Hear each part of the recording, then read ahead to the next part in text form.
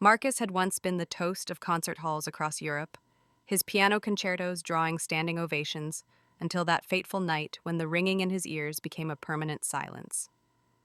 The doctors called it sudden sensorineural hearing loss, permanent, irreversible, and with those words, his world collapsed into a void without melody or harmony.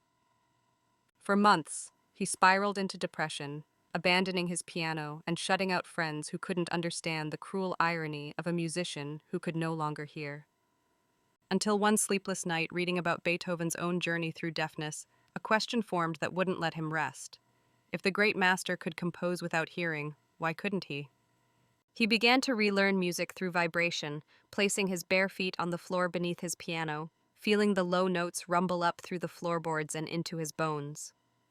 Days turned into weeks as he constructed a special vest with embedded speakers that could translate his compositions into vibrations against his skin, a new way to hear the music he created.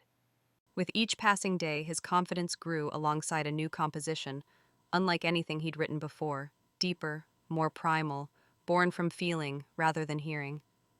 6 months later, he stood trembling backstage at a small community theater, about to perform his new piece publicly, wondering if anyone could possibly understand music composed through touch rather than sound.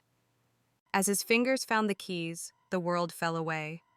He couldn't hear the notes, but he could feel them coursing through his body like electricity, each vibration a color in a new musical language only he fully understood. When he finally stood to take a bow, the audience rose to their feet in a standing ovation he couldn't hear, but could see through tear-filled eyes. His music had found its voice again, speaking now not just through sound but through the universal language of human emotion.